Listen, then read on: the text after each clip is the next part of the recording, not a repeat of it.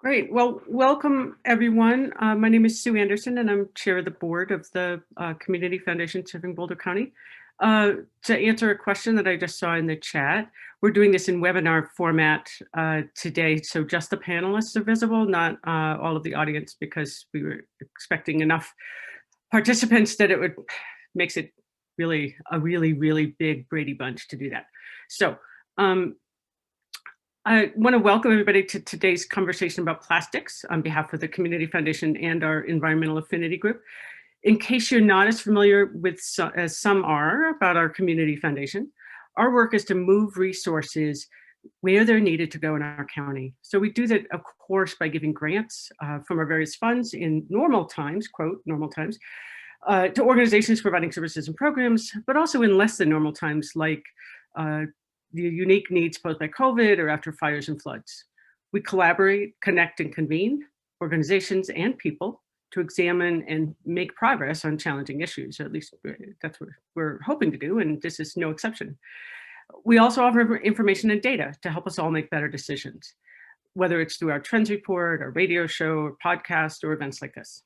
So we hope that you will join us if you aren't already in supporting the organizations we hear about today and supporting the Community Foundation so we can continue this work. So thank you for joining us. Plastics is an invasive issue. And as we continue to learn, Boulder County has a lot of people working on it, great people, great organizations. While plastics is our topic today, it is one very large part of an even huger problem of the effects of all fossil fuel products on our planet and human health. We have to connect the dots on greenhouse gas emissions, water and air quality, environmental degradation caused by extraction, use, and disposal of a wide range of chemicals, in addition to plastics, including fertilizers, pesticides, all kinds of other toxic chemicals. All of these are linked by an industry that is powerful and massive. It's an industry that has made products that have changed our world for better or worse. We all use these products every day, and they've become inescapable to varying degrees. So changing the direction of this massive industry, the systemic and policy issues, and our own personal behaviors isn't easy, but change it we must. Our sessions today, so this session, and then we have another session right after this one, are an effort to look at the global concerns addressed in the movie, which I hope everybody has actually seen, because the movie is sort of amazing, horrifying, but amazing. And we want to explore who's taking a stand here in Boulder County and how we can all join the effort to support change to the systems, help move resources towards finding solutions, and of course, in our own lives. And how can we do all of that with a deliberate focus on equity? It's a big job.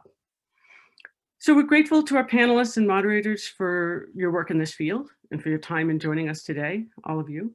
We're also grateful to everyone who has joined as a participant and are aware that many of you are also experts in this or related fields. So special thanks to our organizing team of Peggy Driscoll and Brooke Hale on the foundation staff, and Len Berman and Steve Emmett Maddox, members of our Environmental Affinity Group. So a couple of housekeeping items. We will have a post-event survey. Please complete it. We need that feedback to do better in doing other future events. In addition, we'll put as many resources in a guide as we can that we'll send out in the next week to everybody who's registered. We will be recording the panels so the folks that couldn't join us today can watch later. And you're welcome to post questions in the Q&A function or in the chat. We'll be monitoring both. We'll address as many questions as we can in the last 10 or 15 minutes. So with that, my job is done. And I'm going to turn it over to our moderator, our own recently retired Speaker of the House, former State Representative KC Becker. Hi, everyone. Thanks, Sue. Great to be here. Looks like there's a lot of people listening in, so thanks for joining us today. We have a fantastic panel of experts who are going to walk us through some of the challenges facing not only Colorado, but nationally, globally, as people try and address the problem of plastics. And then also some solutions that they're working on. We know that across the globe, governments and companies are making sweeping policy changes and corporate sustainability commitments to tackle the environmental and social costs of plastic. And so we are going to jump in right away so that we have time to get to your questions. We're going to start, I'm going to give a brief introduction of all the panelists. They're going to each have about 8 minutes to give an overview, and then we'll get to Q&A. So we have Kate Bailey from ecocycle, who's going to talk about the global and national policies and corporate commitments to reduce plastics and increase recycling. Thank you, Kate. Then we're going to have Randy Moorman from ecocycle, who's going to talk about the state legislation to try and move Colorado forward. Things from like banning straws and bags, polystyrene, allowing cities to have more flexibility, you know, what's happening at the state level. Thank you, Randy. And then we're going to go to Patricia Ferrero from Conservation Colorado, who's going to talk about the environmental justice aspects of it, how to organize low-income communities in Colorado to address the inequalities, the inequities that happen because of the production of plastic and disposal of plastic. And then we'll go to Q&A. So I think I've got everyone. We're going to start with, oh, did I miss? I'm sorry. I missed our lead, which is Micah. Micah Parkin from 350 Colorado is actually going to start us off. And she's going to give a brief summary of the problem, an overview of the life cycle impacts of plastics. And so sorry I skipped you, Micah. You start us off. Everyone's going to have 8 minutes. Then we'll jump in Q&A.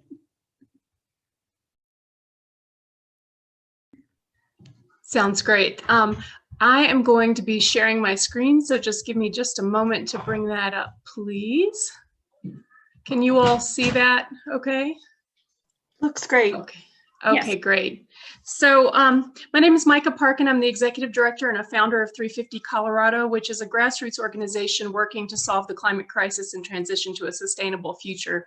I'm here today to talk with you about the shale oil and gas industry, its expansion into plastics, its connection to our degraded environmental quality and health, and the climate crisis in Colorado and what you can do about it. Plastics derive primarily from the byproducts of oil and gas refining, including ethylene and propylene. As many cities, states, and countries pivot away from fossil fuels toward renewable energy, the oil and gas industry has turned its attention toward the manufacture of plastics. Fracking in the U.S. is fueling a massive new investment in plastics infrastructure in the U.S. and abroad. Currently in the U.S. alone, there is $164 billion in investments planned for 264 new facilities or expansion projects by 2023. This expansion assumes that plastics demand will increase continuously and that feedstocks will remain cheap and available for decades. If constructed, this massive expansion could lock in plastic production for decades, poisoning our air, water, and land while undermining efforts to reverse the plastics crisis. Thankfully, there's evidence of shifting consumer attitudes against single-use disposable plastics, which cast doubt on the industry's assumptions of infinite demand growth. Many states and countries are reining in plastics consumption. 9 states have all banned single-use plastic bags. Fortunately, global efforts to reduce greenhouse gas emissions threaten the assumptions of cheap fossil fuel feedstocks and should raise the cost of plastic production significantly. As we saw in the story of plastics, plastic is made from the byproducts of oil and gas refining. Around 2008, fracking, or hydraulic fracturing, and horizontal drilling took off in earnest in the US. The Bush-Cheney administration waived numerous environmental protections for the industry, and we saw a massive increase in oil and gas production. Fracking is the process of breaking shale rock formations apart using a cocktail of water, chemicals, and sand under high pressure to release fossil oil and gas. The companies drill down, then horizontally, sometimes for miles underground, then huge volumes of precious fresh water, often as much as 10 million gallons per well, is pumped under extreme pressure along with sand and chemicals to slick and prop open the cracks that develop in the shale rock under the pressure so that oil and gas will release. It should deeply concern us all that as the climate crisis increases drought here, that so much water is being made so toxic in this process that it must be taken out of the water cycle, often being pumped deep in the ground in injection wells where it frequently causes earthquakes. Cornell professor Dr. Tony Ingraffia said that about 5% of cement well casings break immediately, and nearly all will break within 30 years. This is why you hear stories of gas leaking into water tables and people being able to light their tap water, ponds, and rivers on fire. There is also tremendous toxic air pollution that results during all phases of the process, with carcinogenic benzene, toluene, and a myriad of other pollutants causing increased incidence of cancers, nosebleeds, headaches, and nausea for those living nearby. The noise and vibration is relentless, preventing sleep, and the smells are putrid. You may be surprised to learn that even after passage of SB 19181, there is still no continuous monitoring of these pollutants at well sites that are frequently just a few hundred feet away from homes and schools. Our community is already coping with F-grade air quality, according to the American Lung Association. Research from NCAR indicates that as much as 40% of our region's poor air quality can be attributed to the oil and gas industry. Boulder Air research by Dr. Detlef Helmig shows that Boulder County's air quality is already adversely affected by oil and gas operations in Weld County, with dangerous levels of carcinogenic benzene and ozone. These excessive ozone levels already affect our health, leading to higher rates of asthma, shortness of breath, and other respiratory conditions, heart attacks, strokes, dementia, and early death. Investigative reporter Justin Noble warns that Boulder County residents are also likely being exposed to radioactive elements blowing over from Weld County fracking. Harvard research shows that higher pollution rates worsen COVID-19 outcomes. In the midst of the current respiratory health crisis and the ongoing climate crisis, we must take every action we can to prevent further deterioration of our air quality and its consequences for public health. We're also facing a climate emergency that's already affecting our county and state at a time when the International Panel on Climate Change says we must transition rapidly off fossil fuels, largely within the next decade, to keep global temperature rise below 1.5 C and prevent the most devastating climate impacts worldwide. Climate change is already contributing to natural disasters in Colorado, manifesting in more disruptive floods and droughts and more severe wildfire seasons. And these effects will only intensify in the future if we continue on the fossil fuel path. Oil and gas production leaks significant emissions of methane, which has 86 times the global warming potential of carbon dioxide over a 20-year period. Research from Cornell, NASA, and Harvard all show that the frightening spike in global methane over the last decade is primarily from North American shale oil and gas development. Methane emissions worldwide have reached a record high and accumulate each year fracking is allowed to continue. In 2019, the Colorado legislature passed SB 19181 to reform oil and gas in Colorado, and HB 191261, which set greenhouse gas emission reduction goals for our state, thanks to KC Becker largely. Last month, the governor's energy office released a roadmap to achieve these emission reductions, but unfortunately, many feel that it lacks the necessary ambition and enforcement to reach our climate goals. 350 Colorado analyzed the plan and were alarmed to find that rather than planning for a managed decline in fossil fuels that the world scientists call for, the roadmap plans for an 86% increase in oil production and a 41% increase in gas production by the year 2030. We released a report called Avoiding a Roadmap to Climate Catastrophe, showing how the roadmap underestimates oil and gas emissions by lowballing methane leaks estimates, which are not currently monitored, and by using the 100-year global warming potential for methane rather than the 20-year potential, which would be more appropriate for a gas that lasts 12 years in the atmosphere. When these factors are considered, we found that the oil and gas industry in Colorado is responsible for 46% of our state's greenhouse gas emissions. Even more disturbingly, we found that 90% of the oil and 75% of the gas in Colorado produces is exported, and none of those emissions are currently being considered in our state's climate plans. Once those emissions are included, the oil and gas sector is responsible for a shocking 70% of our state's greenhouse gas emissions. If we are to truly do our part to address the climate crisis, we can't turn a blind eye to those exported fuels that are burned into emissions or turned into plastics and other products through emissions-intensive processes. We must take responsibility for both our production and consumption of fossil fuels. Over 60 organizations and state leaders joined us in sending a letter to the Polis administration urging implementation of a set of recommendations culminating in a call to reduce oil and gas sector emissions by 10% per year for a full phase out by the year 2030. We hope you'll join us in making that demand. Phasing out production will also reduce taxpayers' exposure to the enormous cleanup and recapping costs for orphaned and abandoned wells, as over 250 oil and gas producers have filed bankruptcy since 2014, leaving communities to pick up the tab for these permanent toxic sites that threaten water, air, and climate for decades to come. Carbon Tracker estimates the cost to plug and abandon wells in Colorado at $7 billion, and our current bonding only covers about 2% of these costs. Finally, to bring it home, Boulder County is currently threatened by 140 proposed fracking wells on county open space land east along Highway 52. Boulder County's oil and gas moratorium expired December 31st, 2020. Allowing fracking projects to proceed would be fundamentally inconsistent with our efforts to fight climate change, including the declaration of climate emergency in 2019 and the ongoing lawsuit against Exxon and Suncor for climate climate change related damages. 70% of Boulder voters in recent polling want to ban fracking in the county. Organizations and businesses representing over 130,000 Boulder County residents have signed a petition calling for a ban on fracking in the county. Last fall, Boulder County commissioners enacted the most protective rules and regulations they believed are legally defensible. Nevertheless, many other states and countries around the world have banned fracking to protect their citizens' health and the global climate, and Colorado communities should have that right too. The Boulder County Fracking Ban Coalition invites you to sign on to the local ban support letter at 350colorado.org. And here on the final slide are several ways that you can take action. And sorry, I had to go fairly quick. We just have a little bit of time, but please, take a look at these as you have a moment. Thank you. Thanks, Micah. You are always thorough. It's so much to cover in such a short time. We're going to move quickly to Kate Bailey, who's going to talk about the global and national policies and corporate commitments to reduce plastics and increase recycling. So Kate, here's to you. Hello, everyone. Thanks for joining us and talking about this incredibly important issue. I am the Policy and Research Director at ecocycle, and I have the honor and privilege of representing ecocycle in the national, sometimes state, and often global context in terms of how recycling can help address this plastics crisis. And as you heard from Micah, and as you saw in the story of plastics, this isn't just plastics in the ocean. It's not just plastic pollution. It has to start with plastics production. It's the entire life cycle of how we make, use, consume, and then dispose of plastics that we need to address. And one of the things the film did really well was highlighting that recycling is not the solution. We're not going to recycle our way out of this problem. We can tell you legitimately as recyclers, recycling does have an important role to play, but we really need to move toward reducing plastics production.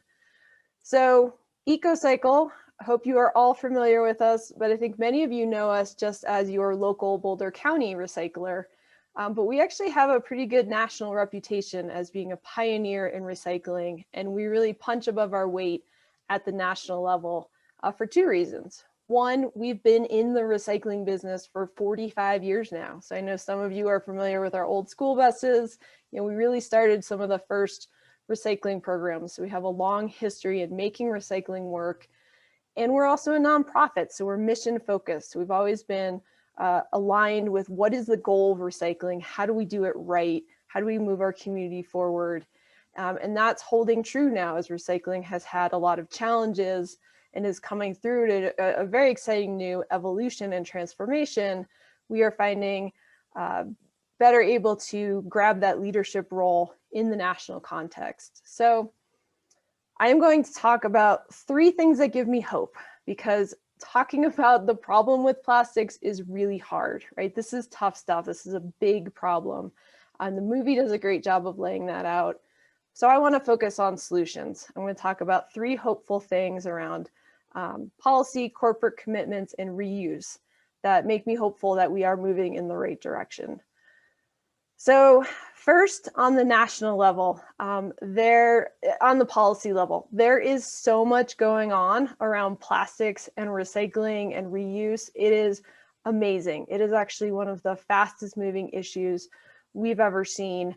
So, for example, on the global level, you have major economies like all of the European Union, Canada, major world economies that are banning single-use plastics, utensils, straws, balloons, a whole suite of materials. And they've put these policies into place very quickly. So these are widespread changes that are coming to these economies. So we're not seeing quite the same thing here in the US, of course, not yet at the national level, but we are seeing 6 recycling bills we saw introduced last session of Congress, which may not sound like a lot, but I've been working in recycling for 15 years and we have not seen 6 bills that entire time. So legislators at all levels are coming together and saying, what can we do on plastics? How can we help rebuild recycling? What else do we need to move toward a circular economy? So that type of work is really exciting. And ecocycle is a founding member of the Alliance for Mission-Based Recyclers. So we work in coalition with some of the other pioneers, the nonprofit recyclers, to really drive that national policy to help make sure that recycling stays authentic. As you saw in the movie, and you've probably heard elsewhere, it has been greenwashed by some of these companies that just want to keep producing plastics and don't. They want to use recycling as a reason to do that. And our job is to help push back and say this is when recycling can work and how it should work and when it doesn't.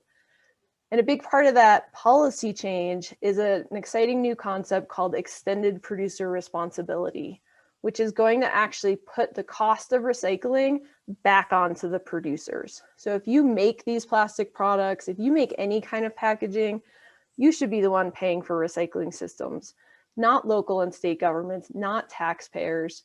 So extended producer responsibility, or EPR, as you'll hear it called, is a really huge transformation coming in recycling to shift those costs off of the local community and back to the producers, who can then help finance and create a sustainably financed recycling system. So working on EPR at the national level and then also in Colorado as well. So sweeping policy change gives me hope. The second thing that really gives me hope is the breadth and depth of the corporate commitments that we are seeing around plastics. And we've heard a lot of corporate promises before, but these ones really are very ambitious goals. So you have your Unilever, your Coke, your Danone, really big brands saying all of their plastics are going to be recyclable, compostable, or reusable by 2025.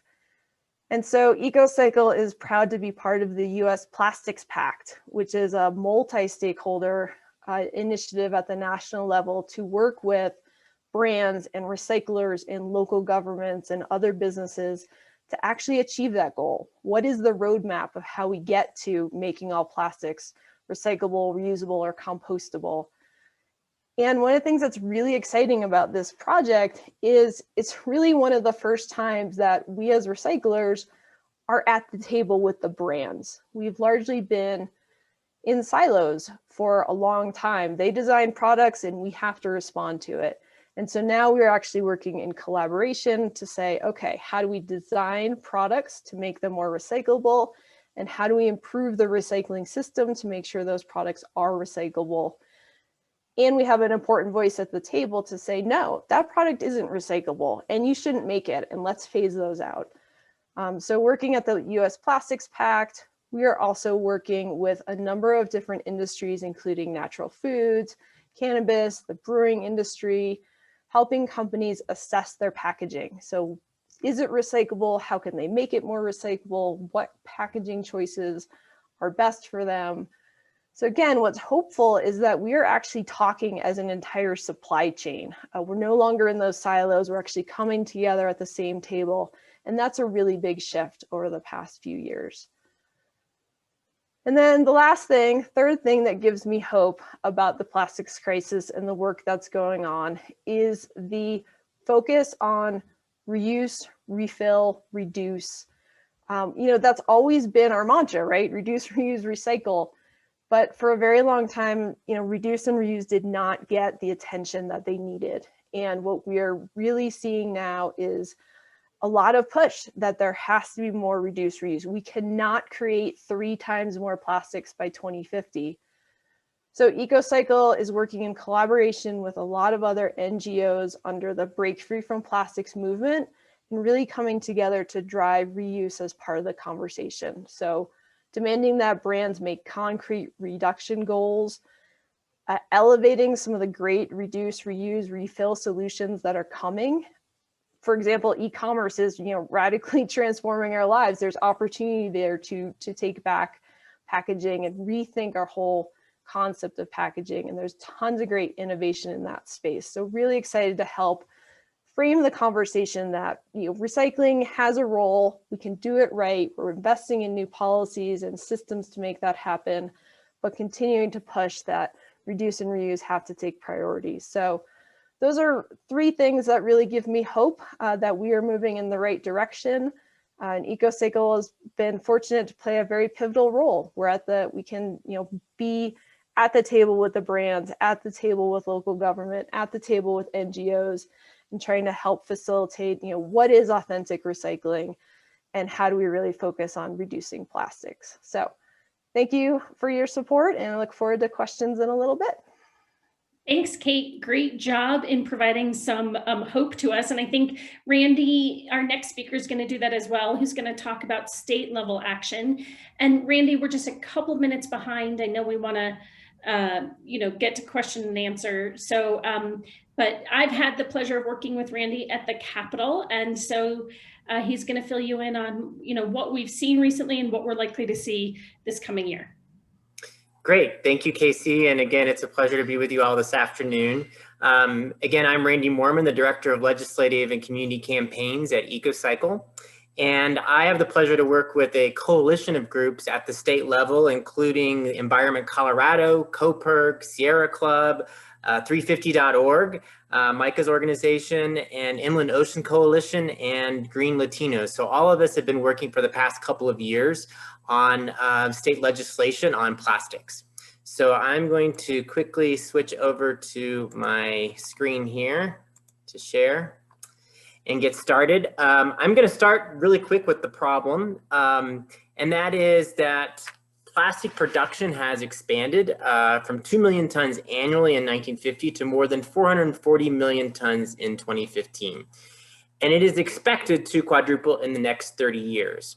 So we have created 8.3 billion metric tons of plastic, of which 6.3 billion metric tons is now plastic waste in our oceans, littering landscapes and floating in our rivers and sitting in our landfills. So all that plastic that we've produced since the 1950s, only 9% of it has been recycled. So if we don't break this trend, it is estimated that by 2050, there will be more plastic in the ocean by weight than fish. So this production is only going to speed up, as Micah talked about at the beginning. And I'm just going to go ahead and, there we go, get to my next slide. So one of the challenges that we face here in Colorado, and especially in our communities, is that they can't legally outright ban the use of plastics because of a statute, and that was passed in 1989. It specifically preempts local governments from restricting plastic packaging.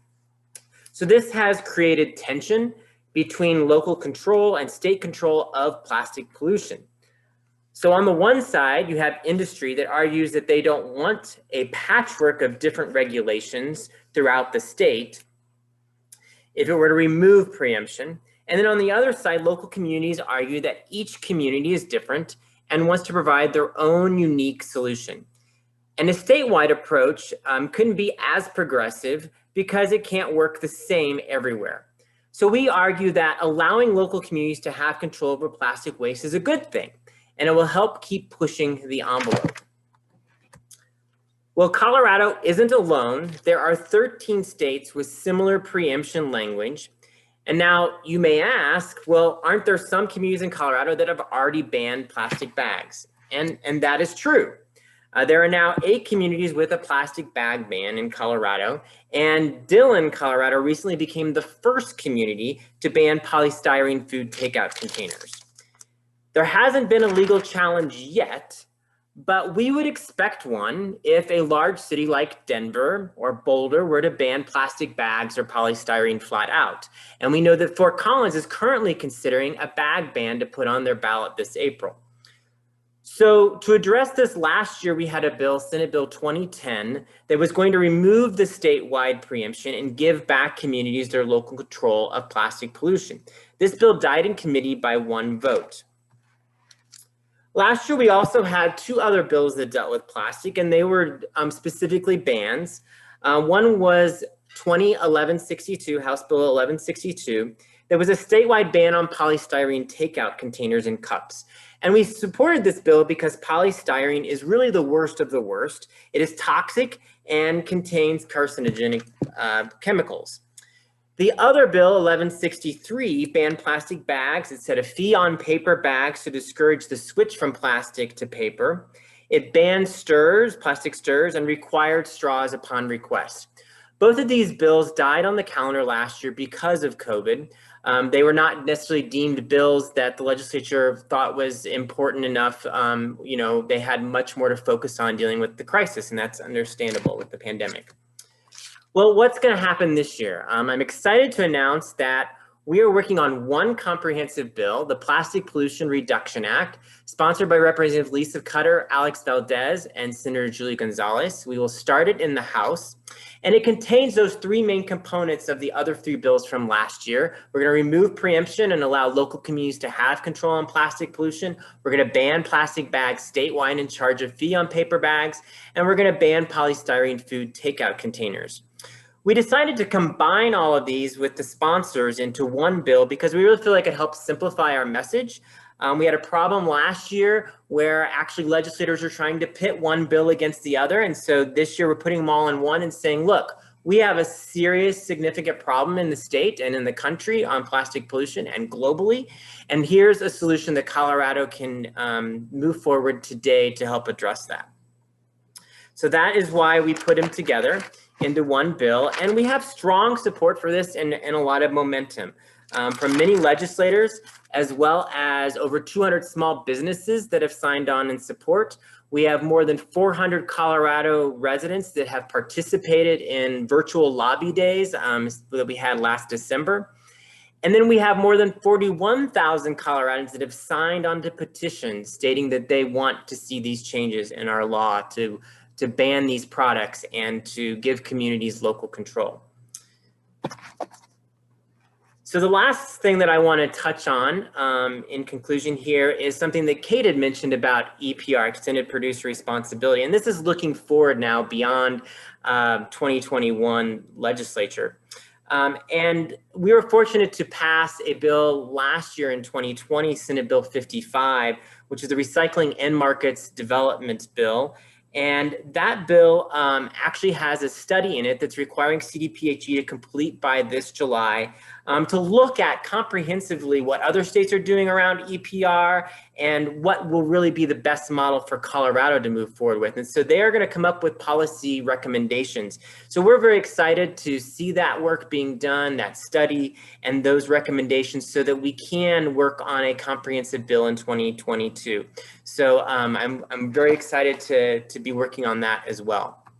So in conclusion, how you can get involved on what's happening at the state legislature around plastics, there's two ways. With ecocycle, one, you can become an eco leader and you can contact Rosie at ecocycle.org. If you're not already an eco leader, you will get a newsletter that has legislative updates and how you can engage in the legislature. And even more than that, you'll get important resources on how to continue to develop your community around zero waste. And we provide a lot of great trainings and other resources for that. If you just want information on the legislature and how to contact your representatives and senators as these bills move forward, you can contact me, Randy at ecocycle.org, and we'll be happy to get you signed up on our email alert list just for that. And with that, I will turn it back to you, Casey. Thank you, Randy. Great job. I know how hard it is, of course, to herd the cats when you're working on legislation. So thanks for the effort. So our last speaker, and then we'll go to Q&A, is Patricia Ferrero from Conservation Colorado, who's going to talk about the environmental justice aspects of plastic and its use and its recycling and its creation. So we're just a few minutes behind. So just a heads up, Patricia, but here's to you. Thank you so much. So my name is Patricia Ferrero. I am the organizing manager with Conservation Colorado's Protegete program. And I'm going to speak today a little bit about the work that we do with the community. We, as you can see, our slides are bilingual. We try to incorporate as much of our language justice values into the work that we do. But the work that Protegete does is trying to elevate the Latino voice around environmental justice issues through trainings, the development of local campaigns, political advocacy, and endorsement of candidates for positions of power. And we believe that community voices must be at the same level as those of politicians and scientists in order to create significant change on environmental issues. here's our team. We'll just skip through that. We usually begin our trainings by asking our participants who they believe are environmentalists and what is the stereotype that they associate with environmentalism. And we end up getting a response that is pretty typical, and it coincides with a 2018 study of 1,200 scientists or Americans that identified environmentalists to be predominantly white, affluent, and pretty outdoorsy. However, the Latino population in polling time and time again shows that they are more concerned with climate issues. And so what we found is that the reason why is that we are more impacted by a lot of the environmental issues. And throughout the process of the plastic production, we see this happening in our own backyards. So this is an image from the Bella Romero School up in Greeley. I'm sure many of you are very familiar with what occurred there, but initially the fracking site was going to be placed near Frontier Academy, which is predominantly white, and the parents decided that they did not want this to happen. So they protested against this industry from coming into their neighborhood. And as a result, what ended up happening is that the production ended up going to a school that was majority students of color. So about 90% of the students are either Latino or African American. 90% of them also qualify for the free lunch program. And they have seen that throughout the time in which this has been happening, there has been numerous occasions in which cancer-causing chemicals, including benzene, have had spikes that have been really detrimental to the health of the students. And this has been seen in minor ways through itchy eyes, itchy skin, and then in more severe ways where students have also experienced headaches and other damages to their health. Similarly, in North Denver, we see that in Suncor Refinery, a oil refinery that produces feedstock for plastic production. This is a refinery that is located in Commerce City, a city that is majority Latino. The area surrounding the refinery is about 60% Latino, and the house value is 75% cheaper than than all of Colorado. So we see that there is a socioeconomic incentive for folks to move to this area. We see that also the majority of the population living there are of a lower socioeconomic status. It is lower middle income. And there's also a higher incidence of respiratory and cardiovascular illnesses that are seen in the surrounding neighborhood of Suncor Refinery. A 2016 study also indicated that the area code 80216, which is, I believe it's just south of where Suncor is located in North Denver in the Elyria, Globeville, Swansea area, is one of the most impacted area codes in terms of environmental degradation. When taking into consideration air quality, Superfund sites, brownfield sites, and the production of industry production. So there is a correlation or a very obvious connection between where community members are located, especially communities of color, Latino communities, and where the plastic production and just production in general is happening, that is having very severe side effects on the health of our communities. Oh, are you still going? Sorry. I'm sorry. And this is not just isolated to our air quality. Suncor is also next to Sand Creek, which when tested, the water in Sand Creek had 199 parts per trillion of PFAS, which is a forever chemical. It has been associated with cancer and other health issues. And the safe level of PFAS for drinking water, according to the federal health advisory, is 70 parts per trillion. So this is almost 3 times what is considered to be safe. And PFAS is never safe. This is a very dangerous chemical to our health. And here we can see a very real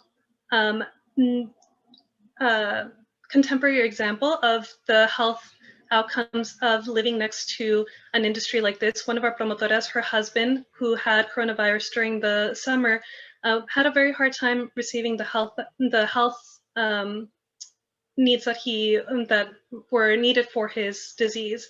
And we have seen time and time again that having industry near your house or having this bad air quality leads to more development of coronavirus and also more severe development. And so we can see that it's not just the long-term effects of producing cancer or cardiovascular disease or asthma, it's also the very real effects of the current pandemic. And then also when we look at the landfills for plastic production, a lot of our plastic ends up in the landfills, and one of the biggest indicators for whether or not you live next to toxic waste, including landfills, is race. So this just talks a little bit about our trash in Colorado. We are the third largest producer of trash in the country by state, and that a lot of recyclable materials end up in these communities, which are predominantly in lower income communities of color. And so even looking at Commerce City, there is a landfill in Commerce City. And a lot of these plastics take 450 years in order to decompose. And they produce microplastics that end up in our water sources and in our land and our soil. And then even looking at diverting some of these plastics is not an ideal solution, as has already been mentioned, because recycling is very costly and it's also not very efficient. So when our communities are very, very in tune with what's happening, because we are very connected to the land and we see how this is having a direct impact on our health and our communities. So lastly, I just wanted to mention the work that we do with our communities in order to allow them to fight for their rights. They're the ones who go to the state capitol to advocate for environmental justice, and we also take them to trainings. And one of our biggest success stories in terms of the work that we've done around plastics with community members as well has been with our students at the New America School. So with these students, we did a year-long training, and after the first semester of taking them to do park cleanups, writing letters to their legislators, they went to canvass for some of their pro-environmental legislators who are up for the vote that year. We asked them what they wanted to focus on, and they decided that they wanted to do a recycling project for the school. So here they are speaking at the city council, telling the city council about the amazing work that they had done, creating a recycling program within their school. They were the ones who picked up the recycling. They taught the entire school how to recycle, because previous to their engagement, there had been no recycling program available at high occupancy buildings in Thornton. And so the students, they spearheaded this program at their high school, and through that they found that their stories and their voice was the most powerful weapon that they had in order to fight for justice. And they also, while they were creating this recycling program at the school, they became very aware of the fact that they were doing their part, but they needed to also hold industry accountable, because while they were recycling these waste products, the production of the waste products themselves was also an issue. And so this is a quote from one of our students. Oh, sorry, I realized that I put it in Spanish and I did not translate it. But what she says is that we saw that we needed recycling service, so we started a program. We distributed containers. We taught all the students how to sort the waste, and we collected it every week to take it to the recycling facility. I feel like I've put in my grain of salt, but I can't do this alone. So it's really a joint effort that's necessary in order for this work to happen. And so we work with our community in order to ensure that as a community, we are able to highlight the needs that we have and bring that to the decision-making tables. Thank you, Patricia. Great work. Really exciting to hear about. Fantastic panel. Community Foundation, you did a great job putting the panel together. We only have about maybe 11 minutes for questions, and we have 3 in the Q&A. So I'm going to ask these a little bit out of order, but if you all have more questions you want to ask, don't be shy to add them to the Q&A.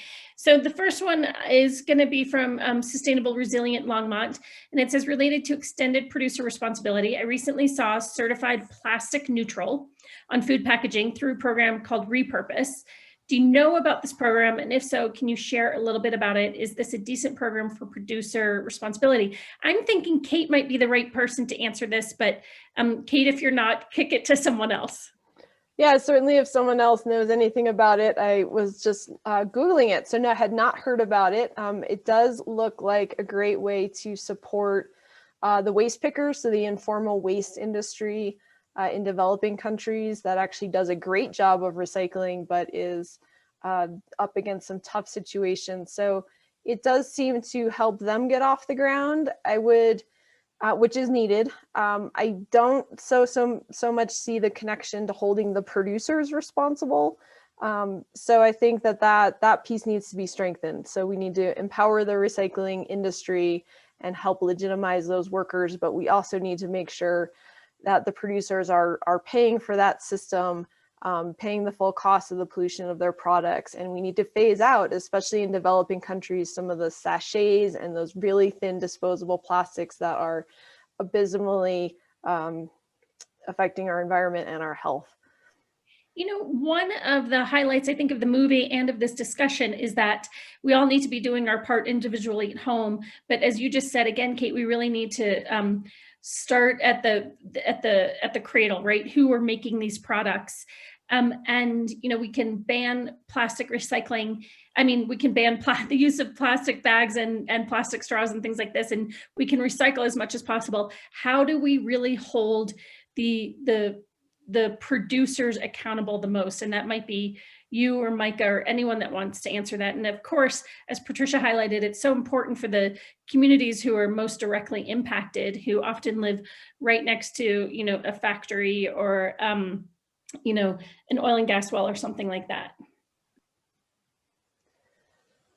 So I'll jump in and just say that's really going to be the focus of the producer responsibility legislation that we're trying to push forward in Colorado. So CDPHE is in the early stakeholder process. We are hoping for policy recommendations to come out in July. So your voice on that issue will be huge.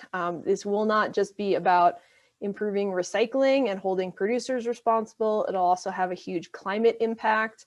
It will allow us to expand recycling to multifamily properties, apartments, which are very historically underserved. So we can address some of the inequities going on in the recycling system.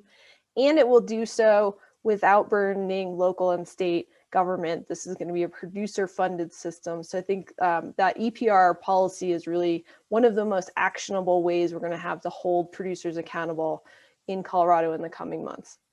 Fantastic. And Micah put into the chat ways to get involved with her organization, you know, at the state legislative level at COGCC and AQCC. So you can look at the chat for information from Micah. Another question is, where is the best R&D on improving packaging happening?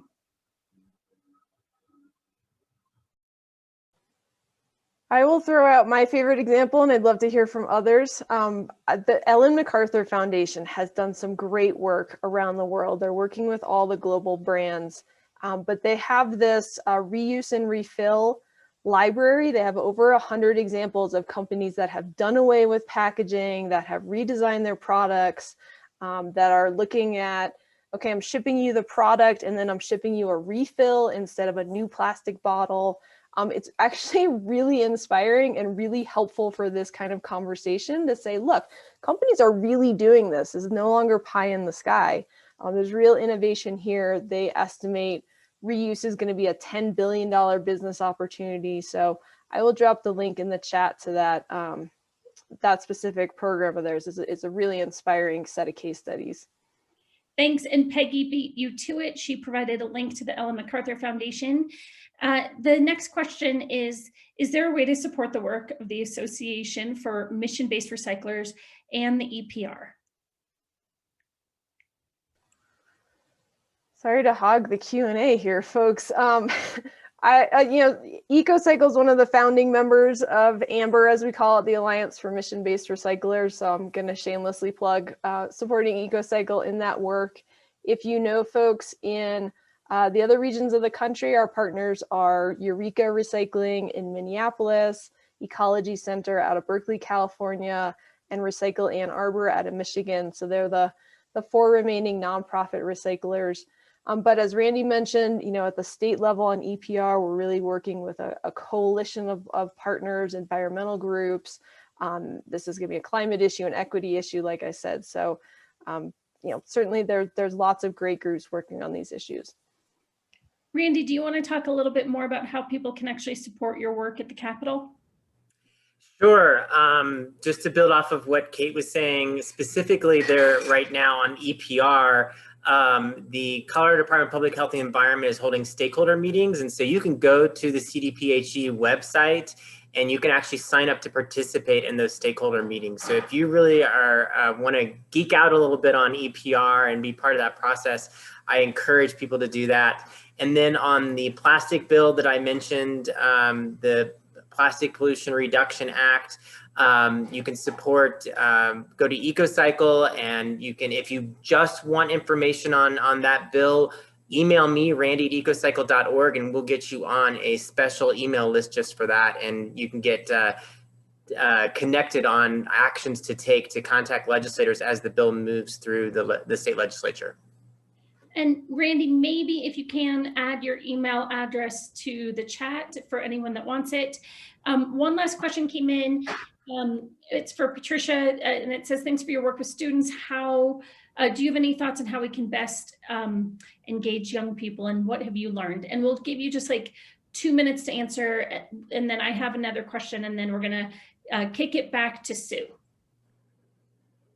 Well, I found that the students are hungry to do something. They really are enthusiastic about the work that we've introduced to them. And so I think it's really just providing them with the opportunities. As simple as that sounds, is the students, they know what is happening in their communities. They know the problems that they're facing, and they feel disempowered. And so I think what we found to be the most successful is really just going to the schools, having conversations with the students and giving them opportunities to be the leaders that they are in different campaigns that are going to highlight their voices and highlight their experiences, really validate what they have, what they've experienced, and give them the opportunity to be the ones who are creating that change.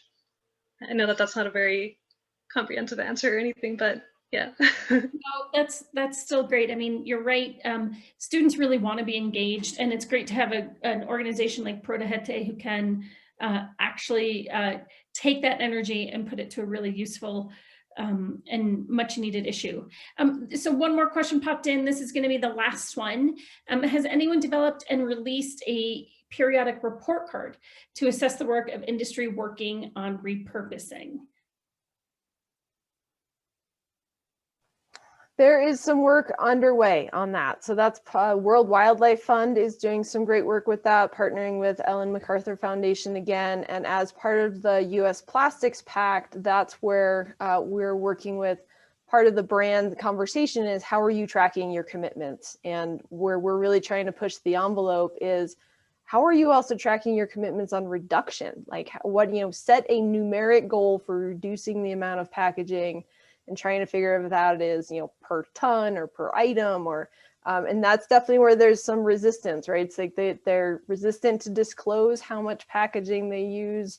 They're resistant to say how much is being recycled, and they're very resistant to commit to reduction goals. So I think that's where we need to continue to push that conversation. Great. And I want to remind everyone, if you haven't watched the movie, The Story of Plastic, I watched it this morning. There was, I think, in the chat, a link that you can use to watch it. And it really, highlights sort of the cradle to grave problems all along the way with producing plastic, then trying to recycle it, the impacts it has to communities. As I'm watching it, I'm taking a tortilla out of a plastic bag and, just sort of noticing in every little step the plastic that I was using. And I think it helps us all be much more aware of what we're doing. I felt discouraged, like all this effort I go through to recycle some of this stuff, and I'm not even helping the problem. So I think this conversation has been really good to help us all figure out where and how we can contribute. And speaking of contributing, I want to kick it back to Sue, who's going to tell you how you can contribute, but also tell you what's next, because there's another panel in another half an hour. So thanks everyone for joining us today. We have a pretty big group. Hope it's been useful. Thanks to all of our panelists, Kate and Randy from ecocycle, Micah from 350 Colorado, and Patricia Ferrero from Conservation Colorado. Okay, Sue, you're up. Thanks, Casey, and thanks really to all of the panelists. It's really been amazing, the information and thinking about the movie and then synthesizing all of that information. You can't begin to do justice to the size of this issue in an hour. We know that. So this is just really a first step in taking a look at the larger systemic kinds of issues that we know exist. And so I do want to put in a shameless plug for all of the organizations that you represent if since a lot of our job at the Community Foundation is to move resources from people who have some resources to those organizations that need it. Conservation Colorado, and full disclosure, I'm on the board of Conservation Colorado as well. So great organization doing wonderful work.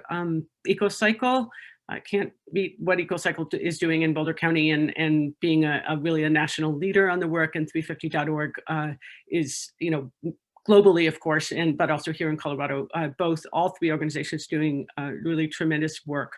So don't be shy about supporting all of those groups, and of course your community foundation. So we do have another session. The next session starts in 30 minutes, so at 2:30. That session is on individual action and advocacy, still on the plastics issue. It will be moderated by Suzanne Jones, who is the executive director of ecocycle, and a team of panelists who I can't remember off the top of my head right now, but it's gonna be a great panel. So don't miss that. Sign back in, same link. So come back in 30 minutes, and we look forward to seeing you all. Thank you very much. Thanks, everyone. Thank you.